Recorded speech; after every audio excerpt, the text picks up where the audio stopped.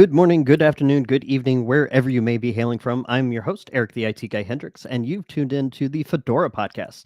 This is episode 38, and today I'll be introducing a new co-host, so you don't have to just listen to me ramble on for an hour. And we'll actually be interviewing one of the quality assurance engineers. So if you're, gosh, my apologies there. So in case you're wondering, if you ever do a podcast and you have a confidence monitor where you're watching the stream, make sure to mute that because I just heard myself talking in my ears. So before I make a greater fool of myself, why don't we dive in and I'll introduce. First, we'll bring in my new co-host, Mr. Noah Chalaya. How's it going, Eric? Noah, I'm both curious and disturbed by the fedora. What's up It's a with this? blue fedora. Get it? A blue fedora. Because it's the Fedora Podcast. And it's blue. Because, never mind. All right, forget it.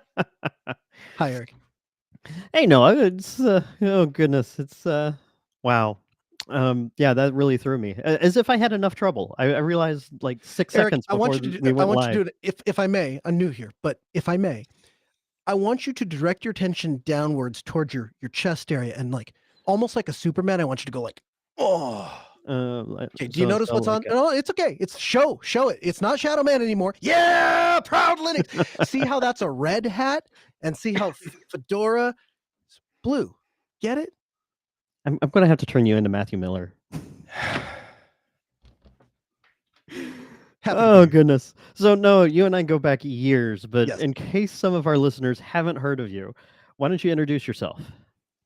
So in 2009, I started an IT company with this idea that we wanted to do administration differently. We wanted to leverage Linux and open source ideas and get those into businesses. Back in 2009, that was not nearly as prolific as it is today, and it certainly was less so on the small business side. And over the years, have had an opportunity to work with a number of different places doing outreach and broadcasting for the Linux space. And most recently, the Ask Noah show, which I host every Tuesday night. It's, in fact, I think the only talk radio show carried on terrestrial radio that focuses on Linux and open source. And now I'm joining you in the Fedora podcast. Awesome. Yeah. So for those of you that may be too young to realize this, but not all of our audio came from Spotify. Back in the day, you used to have like an actual radio set, and believe it or not, they still do that. And Noah hosts an open source stump the chump. I mean, technical help podcast called the Ask Noah Show. It is a blast, and dude, I do this kind of stuff for a living, and I would not ever voluntarily sign myself up to on air live answer any of these questions because I get done doing it for a paid gig per hour, so I figure why not just give away that for at least 1 hour. That's fair. Every week. That is fair. On end. Well, I mean, how many episodes are you up to? Like 200 is pretty close, isn't it? I think we're a little over 200. I think we just aired episode 408, so we're on we aired episode 409, so we're on 410 this week, which I'll be recording later today, actually, as it turns out. So if you're tuned into the Fedora Podcast live, just stick around because here in a few hours, Noah will go live with the Ask Noah show. So it'll just be all kinds of Linuxy goodness. So yeah, that's man, couldn't do it. See, like podcasts like this, I have a topic and a guest and a couple of weeks to prepare usually. Yeah. And so I kind of know what I'm talking about, or I can at least fake it. So speaking of faking it like I know what I'm talking about, why don't we bring in our guest who does know what he's talking about? Oh, goodness. Sorry. Internets are slow today. There we go. Hey, Adam, welcome to the Fedora Podcast. Why don't you introduce yourself? Hi, Eric. Hi, Noah. Thanks for having me. Adam. You're setting me a high bar by saying I know what I'm talking about. That's not how I would have introduced me. Yeah, I'm Adam Williamson. I work for Red Hat on Fedora quality assurance. I'm kind of the team lead for we all love Red Hat here. I do have hats, but I figured Noah did the whole hat thing. So yeah, I've been doing this since 2009, and I'm all about testing Fedora, I guess. Oh, you okay over And no need to call the paramedics just yet. Maybe give it about 10 minutes. So you kind of cheated, and you already told us what you do and what you do for. there? I'm sorry. There's a question I always ask, and can't get out of this, but you got to tell us, what do you do for fun? Oh boy, what do I do for fun? I mean boring, normal things. I read books, I watch television, I play tennis, I swim. I do own, I'm sorry, I'm going to do some camera work here, quite an array of hats, That's if we're quite the talking Fedora hats. collection. So there you go. That's just one of the hat areas. There are others. Uh, I guess, and I read, there's some books behind me. I guess the weirdest thing I do for fun is I play Drum Mania, which is, have you ever heard of it? No, I what have is Drum not. Mania? But I You've am a heard of drummer, so you've Guitar piqued my Hero, interest. though, right? Yes. So Guitar Hero was kind of copied from a Japanese arcade game called Guitar Freaks, which is like Dance Dance Revolution with guitars. And it has a drum version called Drum Mania, which is like Dance Dance Revolution with drums. And I play that. I play that a lot. So that's probably the weirdest thing. Today I learned. So what platform is that on? It runs on Windows 7 embedded, believe it or not. Okay, And I know this because I own my own cabinet. And when you it's this giant wood box with like So, a drum kit attached my to goodness, the this front. is not the answer I expected to this question. So you're telling me that you have such a love for this game that originated, that you went and you didn't just build a Windows 7 box and install it, like pirate the software, like you legit got the game and set it up in your place of I hominess. bought the cabinet from Japan. I had to deal with importing it to the States and then to Canada. It was a whole deal. And yeah, when you That open is it, it's this dedication. giant wood thing with a screen and speakers and you open up the back of it, it's just got this little crappy PC in it, which is like a 2 gigabyte like Celeron running Windows 7 embedded. So, and I know this because I had to open it up yesterday and change the RAM because it had died. So hey, there you go. so might qualify as a stupid question, but so you played drums on it. That's the game, right? That's right. That's the game. Yeah. Do those input triggers or pads wear out? And then what do you do with your big, gigantic contraption? It's serviceable, like arcade games always are. So it's you Okay. can. I've done this too. Well, I didn't do it because I can't solder, but I paid a guy to do it for me. What you do is you take the rubber pad off and you flip it over, and on the bottom of it there's like a 50-cent piezo, which you just sort of cut off and then solder a new one on, and then it works again. Yeah. Today I learned. Well, thank you for taking us down that rabbit. That is I know. cool, man. That's really cool. If I'm ever in Canada, I want to come play drums on your big arcade thing. Sure. Be my best. Come on back. Yeah, so you made a liar out of me, Adam. I told you that based on the show notes, we'd probably go off the rails by about question 2. We went off the rails after question 1.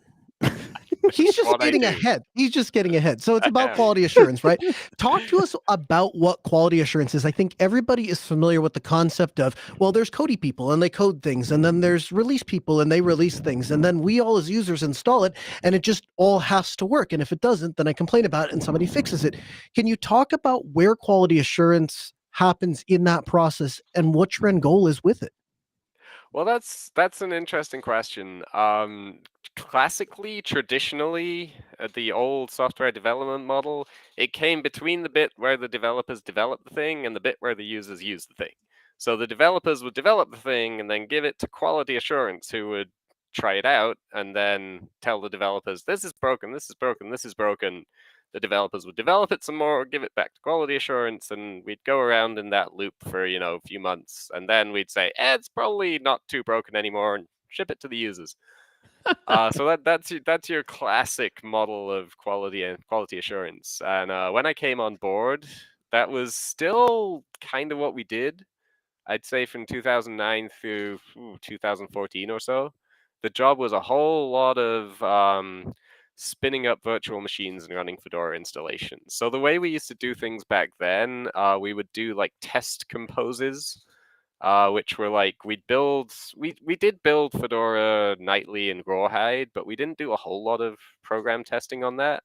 We would focus on the release cycle. So when we were getting towards releasing, Fedora 20, we do some like 4 or 5 alpha test composes, and that would be like the developers delivering to quality, and then we would sit there and spin up 300 virtual machines and do stuff in them and make a list of things that was broken and file bugs on it, which was our version of send it back to the developers. And we'd do that, total 10, 15 times a cycle through alpha, beta, and final, and that would be the job. And then when we signed off on the 6th final release candidate or whatever it was, that would get shipped, and that was quality assurance. So that's kind of where it fits into the picture classically. These days, it's much more interesting because there's a much tighter loop between development and quality. So we're testing things, and we've started moving a lot of the testing further and further up the development chain. So we're doing a lot more testing a lot faster and a lot earlier in the process now. So when you say you're moving it up in the development chain, you're saying that whereas previously I as a developer would write my code and iterate and do all the things I want to do, and then I would hand it off. You're saying as I'm developing code, you've already put in place some guide rails to help me bump against as I'm going, say, okay, we can't do that, or we can't do this. Is that what you're telling me? Yeah, exactly. So the generic version of this, most people who develop software, there's been this big revolution in the last 10, 15 years of which we generally call CI, continuous integration, continuous deployment, all of that stuff. And the whole I know what that is. Hey, Eric, good job. And the whole idea of that is that instead of, developers develop the thing, they don't really know if it works. They hand it off to quality. Quality tells them whether it works. You put tests in the development process. So now, this is pretty common, especially for modern programmers. Anytime you say you want to send a change to a GitHub project, you send your pull request, pretty likely a bunch of tests will run on it, and you'll get some output that says, hey, your dumb pull request broke in 15 different ways. And then maybe that's just me. And then you fix the 15 dumb things you broke in the pull request. So this is the general model that we're moving to in software development, is move as much of the testing as early as possible. So you don't find out that it's broken 3 months later, you find out that it's broken right away. And we're doing something like that in distributions in Fedora, especially, although it's a lot of fun if the thing you're working on is, a nice little single Python library, which, I have a few of those I work on upstream. Doing this model is so nice because, it's all nice and simple and the tests are pretty easy and they run in 2 minutes, and the only things that really change are, things that goes GitHub pull requests. It's great. When the thing you're building is an operating system, it's a whole lot more complicated than that, but we're trying to do it as much as we possibly can. That's really cool. So when you're working alongside engineering, since we're kind of talking methodology here, is Fedora built on say like an agile cycle? You've got a week or two long sprints. You work on some things and then commit it. What does that process look from sort of a macro level? Yeah, Fedora looked at as a product doesn't work on agile really. We have the Fedora development methodology is tied to the Fedora release cycle, first of all, which is, every 6 months. And I guess it all kind of starts with the change process, which you may well have covered on the podcast before. I'm afraid I didn't listen to every episode before this, so I'm not sure. But well, I'm sure Noah, as my new co-host, has. I'm sure he's listened to all 37. Oh yeah, he'd better have done research. Actually, we haven't covered that before on the podcast. So if you want to give us a high level flyover, I think the audience would appreciate that. Sure, absolutely. So the idea of Fedora development is if you want to do anything really significant, you are supposed to propose it as a Fedora change, which is, a formal concept. It's a wiki page because everything in Fedora used to be wikis. We're maybe changing that, but right now, wiki page. And a discourse thread and a Fesco ticket because, everything has to get more complicated out of time. But basically you say, hey, this is the thing I want to change. And you write it up and you're supposed to say, this is the high-level summary, this is the specific scope of it, these are the things that might break, this is the contingency plan, all of that stuff. And then that gets sent out to discourse and also to the mailing list, and people get to sort of put in comments on it. And then the FESCO, which is the Fedora Engineering Steering Committee, gets to review it and decide, is this, good or no good? Are we going to allow it or not allow it? And if it gets allowed, then you have to Yeah, thanks. And if it gets allowed, then there's various sort of deadlines for when you can propose a change and when you're supposed to do the work on it. So there's a cutoff quite early in the cycle. Say right now for Fedora 41, you can't propose a new change; it's too late. You can propose one for Fedora 42. Right now for Fedora 41, if you had an accepted change, it's all supposed to be done by now because we're between beta and final. So there's all of these little deadlines.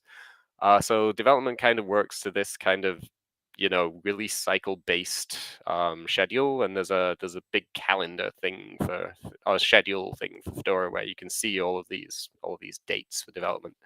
Yeah, the agile model, first of all, Fedora is pretty old and we've been doing it this way for a long time. And agile is a little difficult to coordinate across a project as big and sort of, what's the word I'm looking for, dispersed as Fedora is. There's people all over the world. There's people who work for companies, people who don't work for companies. There's not just development, there's release engineering, there's translations, there's community folks, there's documentation, there's a whole lot of stuff. So this is the process that we have in place. Can you talk a little bit about your schedule? What does that look like? What are the busy? Would you say early on when it's the alpha releases and the earlier? Is that when it's busy? Is it the beta releases when it gets really busy, or is it that final push before we're ready to push everything into production that it's going to get solidified? This is going to be Fedora X. What does that look like for you? Yeah, that's really interesting because that is kind of the life, that's our life as quality assurance, quality engineering. I'll use those two terms kind of interchangeably because within Red Hat we're QE and in Fedora we're QA, but it's all the same thing. And we're trying to become quality, but anyway. Yeah, so the release cycle, the busiest times are pretty much from when from the beta freeze up until final release. So we don't have alphas anymore, by the way. That's something we got rid of, I don't know, 8-9 years ago, which is part of the whole doing everything faster, testing more often thing, because we got much better nightly builds and we had a much better process for testing them. So the alphas became kind of extraneous. So now it's like the last 3 months-ish of the release cycle, 2-3 months after we really ramp up towards the beta release. That's when release validation is the busiest. That's when our lives are just focused on, let's make sure this single upcoming Fedora release is the best it can be. The other half of the time is a little quieter, and that's when we tend to work on like broader projects, like, hey, can we onboard some new test systems? Can we extend our tests out? Bigger projects that take a bit of time to work on, we do during the time when the release cycle is a little slow. Yeah. So right now you're kind of at for context, you're kind of at the tail end of that busy season right now, because as we record, I think we're about 2.5 or so weeks out from the projected release date. The optimistic projected release date. Yes. There you go. The optimistic release date. Yeah, that's right. So right now the way I would look at it, we're 1 week before final freeze. Wait, is it beta freeze or final freeze? I'm getting confused here. It's final freeze. It's my life. I think it's final right now. Yeah, final freeze. So we're 1 week before final freeze, which means that right now we're really trying to find all of the final blocker bugs that we can, get them all there, and once we hit final freeze, it'll be that's the sort of death loop of we want to build a release candidate as soon as we can after final freeze, because by policy we can't build a release candidate before freeze because anyone could just change anything the next day. Yeah, so then after final freeze, it's like, okay, my life becomes work the blocker list. So we have a little, and I guess Eric can link it. We have a little web UI which shows all of the release blockers for the current Fedora release. Put it in our private chat and he can link it out there. And I just look at that, pretty much every morning, and I say, well, where are we with all of these? And I want to get all of the proposed blockers voted, whether they're accepted or rejected, and then we want to get all of the accepted blockers fixed, and then we build a release candidate, and we send it out for testing, and we hope that nobody finds any more release blockers. And then when we manage to go 6 hours without anyone finding a release blocker, we say, hey, it's good, let's ship it. That's Fedora. So there's somebody out there watching this, Adam, and they're thinking to themselves, how do I participate in this? How do I get involved in that? What can I do? Now, maybe they're not at your level and they don't have the software engineering expertise to be able to go through and start doing quality, QA and that process. But how can they get involved, and what parts could they work on? Well, you don't need a lot of expertise, first of all. We do try and make all of our processes. So far as well, we've been mainly talking about release validation, and there's some other stuff we do that we can get into later. But we try and make all of our processes something that anyone really who runs Fedora can get involved with.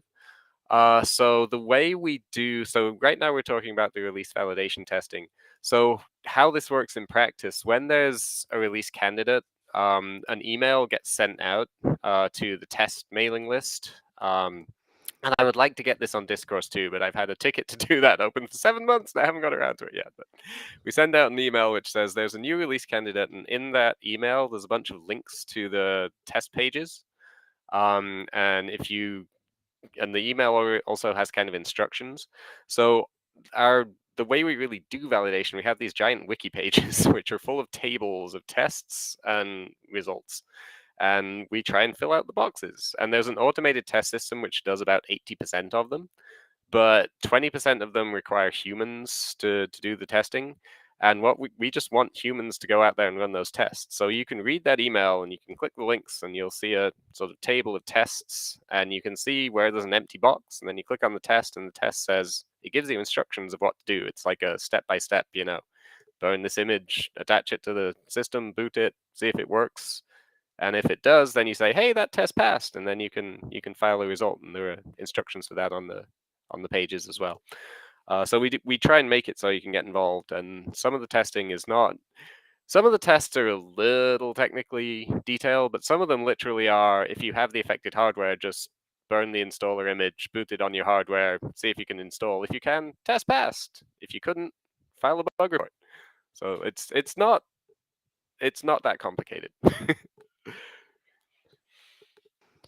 So occasionally, Fedora also includes Fedora test weeks, where there's a big push to get end user testing involved.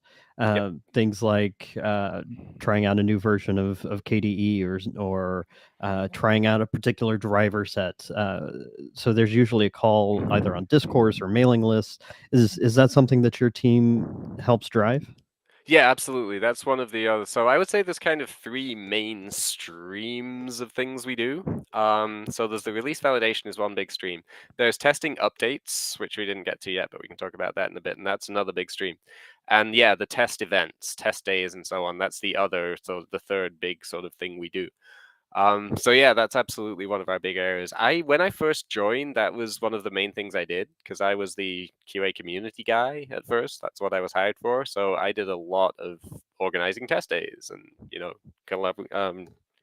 putting together the results and talking to people about them. These days, Samantha Mukherjee, who you've probably heard of because he does everything, he is the one who runs the test days. So yeah, those are a big part, and like I say, those are the things we run them often sort of throughout the cycle, maybe later in the cycle, but we do a lot of the organization and planning and putting together during the quieter part at the start of the cycle. And the way those work is that some of them are kind of regular, like we do an internationalization test day every cycle just because we know it's useful and the team likes to have that test day, so we kind of know that's going to be there. But people can also just file a ticket and say, hey, I want to have a test day. There's a Fedora QA issue tracker, and you can file a ticket there saying, hey, can we do a test day? And Samantha will look at it and say, sure, let's have a test day. And then we have those, again, are wiki pages because, hey, everything used to be a wiki. But we also have a little web app which makes filing the results for them easier. So in a typical test day, you'll have a wiki page which has the general information and the sort of instructions and stuff, and then we'll link to a test days app results page where you can actually see tests and enter your results there.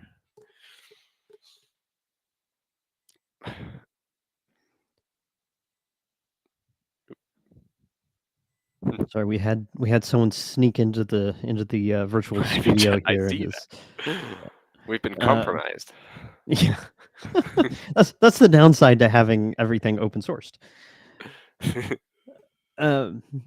So, as a quick PSA, while we're on that topic, if you'd like to join us, you can definitely reach out to us on the Fedora Podcast Matrix Room. We do a lot of planning, some behind the scenes, but also just general chat about some of the topics that we've had. You can catch this live on YouTube and Twitch, but you can also catch us after the fact on your favorite audio podcast player. So, if you're like me and get a lot of listening in the car, you can get it video or audio. So you can get us wherever podcasts are sold. So there's one other topic that I wanted to adjust to, or I wanted to mention, because you talked about how Red Hat and Fedora do things differently. Now, for clarity, first off, I work for Red Hat. I'm not getting paid to do this. I do this because I love Fedora and it's fun, and the Fedora people were crazy enough to let me put a mic on the internet, so it's on them. But second of all, Red Hat does sponsor Fedora, but Fedora is largely independent. So I'm really curious what the development is like more accurately, what the QA is like, say, between something like RHEL and Fedora. RHEL being Red Hat Enterprise Linux for the... Yeah, it's an interesting question. It's in some ways it's similar, in some ways it's different, and it's not just Fedora versus RHEL. It's also, it's not just Red Hat versus the Fedora community. It's also the different nature of the products. So Fedora releases every 6 months, and a lot of people honestly are running nightly builds, even faster than that. RHEL releases 2 or 3, I think 2 years is officially the cadence now, like major releases. 3 years, sorry. 3 years. You can tell how much I know about RHEL. I've always worked on Fedora, so a lot of this stuff's kind of secondhand for me. So yeah, in Red Hat, obviously, because the release cycle is so much longer, they have the opportunity to do a lot more in detail testing, and they have much longer freeze periods. So it's possible to get much more. And in Red Hat, I also know there's a huge kind of database of customer expectations. So a lot of the testing of RHEL is kind of based around, we know this $1 zillion customer expects this very specific kickstart file to work perfectly and do X. So there'll be a regression test which just says, does this very specific kickstart file do X? And if it doesn't, then alarm bells ring and, bean counters go, our millions of dollars are at risk, fix it immediately. So that's a thing that happens a lot in RHEL that isn't so much in Fedora. Fedora, we have fewer resources, first of all. Like, my team of permanent employees is, 9 or 10 people. Plus, we have the fantastic community who helps do a lot of the testing, which is needed because there's not that many of us. RHEL obviously has far more people dedicated to testing it as an enterprise product that we sell for zillions of dollars. And Fedora has a much bigger scope than RHEL as well. We have zillions of different desktops. We have 2 release blocking desktops in Fedora, which RHEL does not have. There's a lot more stuff. I think there's 50, 60,000 packages in Fedora. I think there's 2,000 or 3,000 in RHEL. It's a huge delta there. So we're testing more things that change more rapidly, that release more rapidly with fewer people. So that's kind of the big difference between Fedora and RHEL. So the way we try to square that circle is, first of all, you recognize that you can never test everything. Like, an operating system is huge. You can throw 2,000 people at it and not let it change for 5 years, and it'll still be broken because that's Windows. So when you have 10 people and way to sneak a burn in there. I love it. I'm sorry, that was me. Windows is great. I've got an Xbox here. We're all friends. It's fine. So when you've got 10 people and this product releases every 6 months, you got to recognize that some stuff's going to be broken. You're not going to be able to test everything. So we kind of define, these are the core things that we expect to work. And that gets written up as the Fedora release criteria, which you can look at. It's on the wiki. Again, everything's on the wiki. And we say, these are the things we're going to focus on. And it tends to be stuff like, does the installer work in common configurations? Does installing updates work? Do typical desktop things work? Do the pre-installed desktop applications work? Can I run a container? Can I run a virtual machine? It's a lot of smoke testy things. So then from the release criteria, we derive our test cases that get used for testing updates and for testing the the released distribution, all the release validation testing stuff. And we have this sort of nice flow from, there's this idea in testing called the definition of done. How do you decide when you're done? You're just going to ship the thing. So for Fedora, our definition of done is, does it meet the release criteria? And we say, okay, we have all these test cases. We've run all the test cases. They all passed or didn't fail too badly. That means it meets the release criteria. Therefore, we ship it. So that's kind of, I think in RHEL, they do their definition of done a little differently, and it's often based around features and regression, lack of regressions and things like that. And that's just that kind of falls out of the whole different timelines, different resources, different expectations thing that I was just talking about.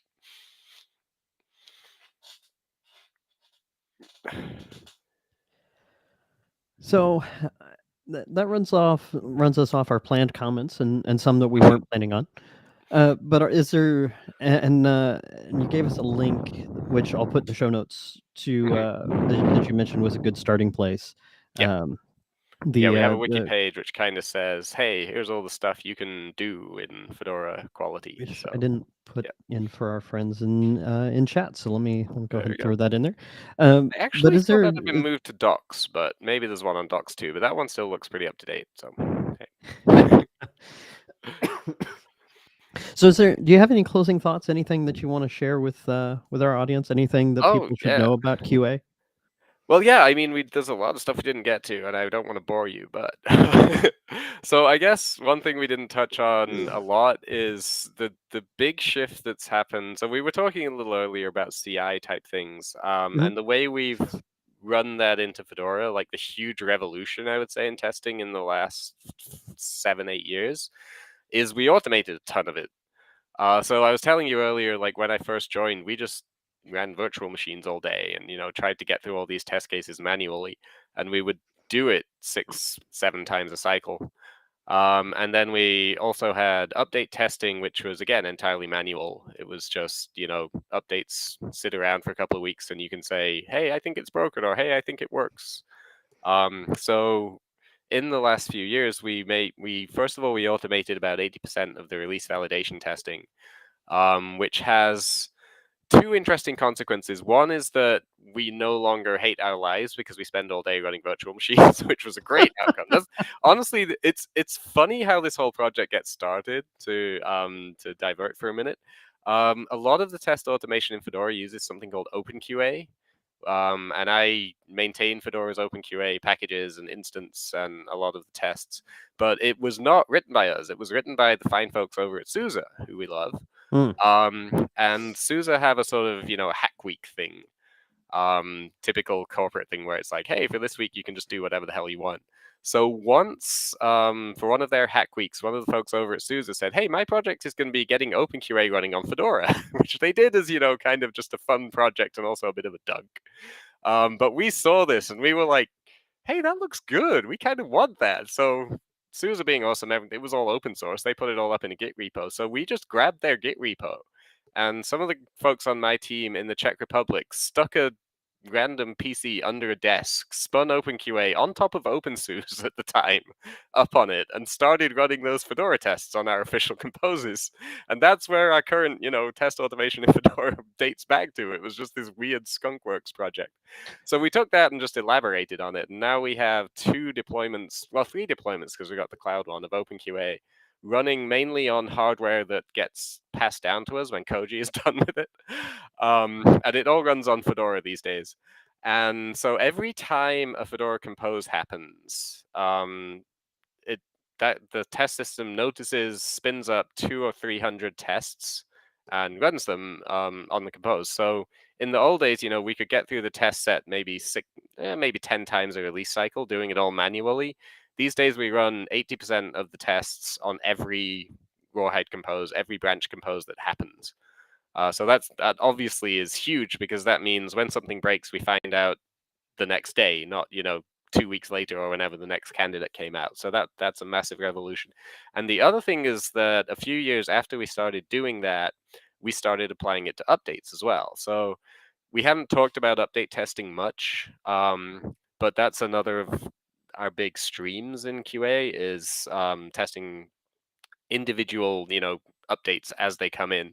So briefly, how Fedora development works is everything goes through the update system. You want to put something new in Fedora, you build it in Koji, the build system, but then you have to create an update in Bodhi, which is the update system, and it has to run through that before it gets in.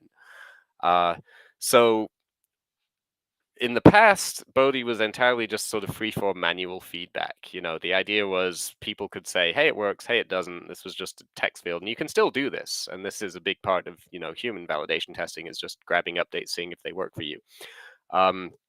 But now we've got it set up so that every time an update is created, a subset of those automated tests runs on it.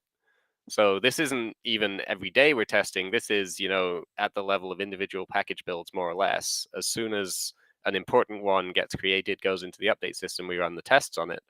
And about 40 or 50 of those tests are set up to be gating, which means if the update fails those tests, it doesn't get in. So this has turned out to be the most important automated testing we do, which surprised me, because when I first did it, it was just kind of a little spin-off. I was just like, hey, we can more or less do this for free. It took me like 2 or 3 days, just cut down the test set, write a new trigger thing. But when we made it gating, it's kind of like a game changer, because we used to, even finding out if something is broken on a day-to-day basis isn't great, because on average in Fedora, maybe 50, 60 things change every day. So if something worked on one nightly compose, fails on the next nightly compose, you only know it's one of those 50 or 60 things that broke it. But if a test starts failing on this update, that update broke it. And because we gate, that update no longer goes in. So we very quickly went from, before we used to do this, we would have times when the composes just wouldn't work for 4 or 5 days, because a change would go in that broke the compose, and we wouldn't know what it was until a failed compose happened. Then we'd have to dig through 60 changes, figure out what it was. By the time we figured it out, maybe something else had gotten broken. These days, if it breaks the compose, we find out right away, and it never even goes in. So the actual official compose just keeps working. So I would say that's one of the biggest things that's happened. And we've been, trying to extend that out. At first, it was only for stable releases. Now that applies to Branch and Rawhide as well. And we're trying to apply it to more and more tests as time goes on. So Adam, we kind of drove past this, and I just want to circle back to it if I can. So SUSE created a thing. You looked at it and said, OpenSUSE did this thing, and because it's open source, we can take it, and now it makes our thing better. So joke, no joke, kind of that is an incredible example of the not invented here syndrome, going the good way, right? It's like, hey, yes, we'll take that really cool thing, and yes, we'll absolutely implement that. And it's also a story of 2 organizations with somewhat competitive products, but working together. Underneath it all, we're all just a bunch of nerds building cool things. And absolutely. So beyond all that, when it counts, we're all on the same team. That's absolutely pretty cool. Yeah, I think that's fantastic. Absolutely, you're dead right. It's great, and it's really nice, because I am a minor contributor to OpenQA upstream now. I've sent, it's classic open source, but it does things when, we needed something. Like we wanted, for instance, the way they use it in SUSE, it already has all of the things it needs to test, the images and whatever. In Fedora, that didn't work that way, so I contributed a thing where you can just schedule it and say, hey, here's the URL, and it'll download it before it tests it. And just little things like that. Yeah, we sent that upstream, they merged it. It's great, stuff like that. And it's fun also because that's not the only case of this. There's quite a lot of collaboration that goes on like that. So for instance, like libsolve is a collaborative project. So DNF is Fedora specific, but then when you get down to the layer where where all the heavy lifting of how you resolve package dependencies happens, that happens in a thing called libsolve, which is shared. And there's SUSE developers on that. There's Red Hat developers on that. We've also been recently using a build tool called Kiwi, which also was written by SUSE. And there are some official Fedora images now that are built with Kiwi. And there's a guy called Neil Gompa, who I'm sure you know, he's in the Fedora community, he's in the SUSE community, he's in all the communities, and he's very much helping to pull a lot of these things together. So yeah, that's a really cool aspect to my job, when I just get to work with different people from outside of Fedora, outside of Red Hat. In fact, Neil Gampa will be with us in 2 weeks for our next Oh, that's episode. We'll awesome. be talking about the Yep. Fedora KDE edition. So, Well, there you go. I'm sure he can talk to you about a whole bunch of other stuff too. oh gosh, yeah, we've had many long conversations. So we got a couple of questions in the chat. I know we're getting close to Sure. time, but why don't we address the questions in the chat here? So first question is, I heard that we'll have TuneD Power Daemon in Fedora 41. Will that be available for spins like KDE? I believe it is going to be for KDE too. Yeah. So this is a good example of the change process, because I'm going to paste in the secret chat here the link to that change, and you can send it to the public one. So you can see the change document for that, and under scope, it lists for GNOME, for KDE, for Budgie. So yeah, it looks like it's being handled for at least those 3 desktops. Awesome. Well, that was easy and painless. Yeah. How about a little bit harder one then? Let's see. Chat moved on me. There we go. So the next question is Igor, who's been hiding out in the host backstage, asks that I'm keen to contribute to Fedora QA, but finding the right Fedora project is like navigating a maze. I mean, there's only like 50,000 projects or more. However, QA sounds interesting. Any tips for getting started and making a first contribution? Yeah, sure. I'm glad. First of all, that's great. It's awesome to have people who are interested in contributing. That page I linked earlier, the wiki QA/join page, is really like the top entry point for this. And yeah, the things you can do, I mentioned earlier, you can get involved in release validation testing, where you just subscribe to the mailing list, wait for an email that says, hey, there's a new thing that needs testing, and you can just follow the links. It gives you the instructions. The other obvious thing is to get involved with update testing, where we have a thing. You can just do it kind of manually. You can go to bodhi.fedoraproject.org, look through the list of updates. You have to enable the updates testing repository on your system to get those packages to install, but then you enable that, you run an update, and then you go through the list and look for ones you can give feedback on. There's also a thing called Fedora Easy Karma, which is linked from the QA join page, which will kind of automate a lot of that for you. You run it and it notices what packages you have installed and lets you type your feedback. It's just a command line thing, but it kind of makes the process easier. The other thing you can do is just get involved in test days. And again, those get announced. We announce them on mailing lists, we announce them on Discourse, we announce them on the Fedora community blog. I think there's various places where they get called out. And then again, you just kind of show up to one of those. There's a date. You go to the wiki page. Wiki pages come up a lot in this. And it has instructions. It says, hey, go to the results page, click on the tests, enter your results.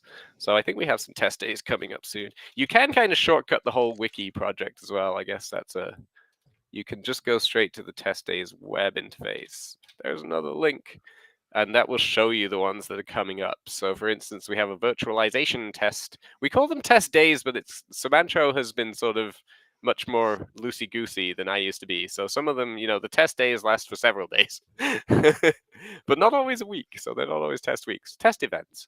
You can see the ones that are upcoming. So we have virtualization, upgrade, and IoT, and CoreOS, and you could get involved in any of those.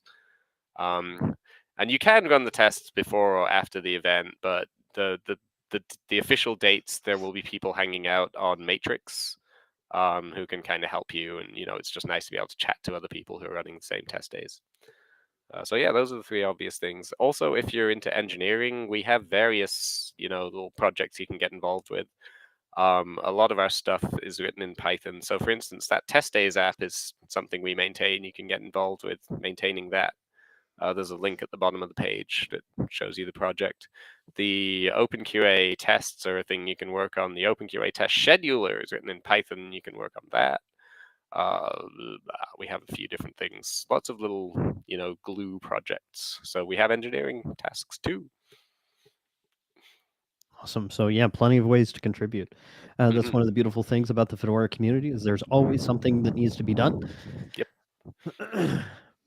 And honestly, Well, Adam, I sort of see you can just join the Fedora discourse forum and, look for topics about upcoming releases. And we look at I check the forums quite regularly, and I'll look at the tag for, Fedora 41, Fedora Rawhide, and see what people are saying. So honestly, if you're just in the forums saying, "Hey, I tried it and it was broken. You're contributing to quality, so hey, thanks for that." Awesome.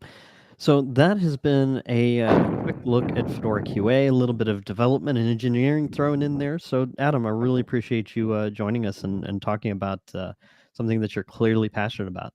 Mhm. No problem. Thanks for having me. Thanks, Eric and Noah. Yeah. So Adam, I've got a couple of notes for Noah. So you're free to drop, or if you want to hang out and make fun of Noah, that's usually my job. But I'm happy I'll to stick share around. the I'll mute responsibility. myself and stick around. But Noah, so this is your our first episode together in quite some time.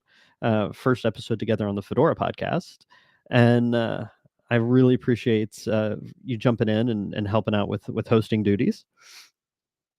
I appreciate the invitation. It's always fun to nerd out, especially to explore some of the cool ways that Fedora does everything in the open, in the community. I really dig that. And and you can watch it. Like, I mean, you watch the interview of people that are working in that way, and it's almost like you accidentally back into a collaborative process, even if you've got competing brands, even if you've got competition, even if you've got the marketplace going on. All that takes a second place to just geek sitting in a room. It's honestly a lot of what I like about tech conferences, right? You put people that have different income streams, different clientele, different industries, but they have that shared common desire to just do cool technical nerd things. And so when you you get one or more of us gathered in a room, it just turns into a little fest. I dig that. What are you saying, that us nerds get together and sit around having drinks until like 4 a.m. talking about solving the world's problems with open source? No. I think some of that, but then the other thing is I think it doesn't take long before somebody whips out a laptop or pulls out a piece of hardware and you actually start solving the problems. In fact, I'm convinced, Eric, that the vast majority of the world's real problems are solved exactly like that. Two dudes sitting around a table figuring it out, right? Or 4, 6, 8, 10, whatever. Half a conference, whatever. Yeah, sure.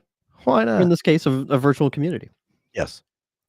So I really want to thank all of our listeners, because this show has grown so much over the past year. We're starting to get some of the processes figured out, but we're not done. We still want to improve. We still want to grow. So make sure you subscribe. Make sure to like this episode. If you have anyone who's interested in Fedora or development or making fun of co-hosts, make sure to share the link to this with a friend. As I said, we're on Twitch, YouTube, audio podcasts. We're working on PeerTube. So we're still trying to grow our base where we can reach folks. If you don't have any friends, join the Fedora Matrix, because there's literally thousands of people involved in the Fedora Matrix, and They want to be your friend. guarantee you that they want to be your friend. Maybe Noah and I'll do a side episode at some point about my experience getting involved with the open source community, but it literally has to do with podcasts and people that hang out on IRC. So if you don't have any friends, go make some friends, because there's a bunch of us out there that just like to sit around and do this. There's just a few of us crazy people like myself who just like, you know what? We should record this. I think other people would have fun listening to this. Also, we want to be your friend. So join us in the Fedora Podcast channel, and then let us be your friend. Help us help you. Couldn't have said it better. So no, something I want to give you some homework. Since you've signed on and you signed the contract and you can't back out of it, and the contract's good for like 15 years. I've got some homework for you and for our audience. In fact, there's a discourse thread already about this that not very active, but we're looking at how to grow the content, improve the content, make sure we're talking about things that you as our audience would like to hear about. So let's think. Usually the show focuses on one segment, one topic, one guest, one stream of thought. Do we want to add other segments? Do we want to have a news section? Now, keep in mind, if you're listening, I've seen this play out really well. I've also seen this blow up in people's faces. Not promising that if we did something like this, that we'd have a news segment every episode, or that we'd have an app pick of the week every episode, because there's just times where you just didn't have a problem to solve that week. So, but I am open to ideas. I'm open to suggestions. I'm sitting in the host chair, I guess now the co-host chair, as long as Fedora will have me. So if there's topics, guests, people that we need to talk to, segments that we should include, if there's anything that you would like to have added to the show, please let us know. Adam, did you want to chime in there? Did you have a way to solve all of our podcasting problems? No. It's like I did my bit. You twisted my arm until I did an interview with you. I'm off the clock. Give away. All right. Give things away. That always works on the internet, right? As I was telling you, I'm a huge expert on all of this podcasting, video streaming stuff. Like I know all about it. Primary way you collect your stuff. There you go. So I'm not sure what's going on with my internet. I have a feeling it's about to go out again for the 6th time in 3 weeks. Not that I'm counting or upset about it, but it's probably the sign that we should probably wrap up our topic today. But Adam, once again, really appreciate you joining us, talking about QA. It's really fascinating. Would love to dive in deeper into the methodologies and stuff, because DevOps, Agile, all those things are really fascinating to me. Even though I know there's sysadmins out there that hear DevOps and just go la la la la la la la. Oh, it was great to be on. Thanks a lot for having me. Yeah, glad we finally got you on board. Make sure to volunteer all of your friends to be guests on the show. Would love to talk to them as well. And Noah, thank you for joining me as my co-host today. It was nice to bounce thoughts and ideas off of you, and I'm really looking forward to some of our future episodes. # me too. It's gonna be fun. Oh gosh, no, you did not just do that. Matthew, where you at? I'm firing the new co-host.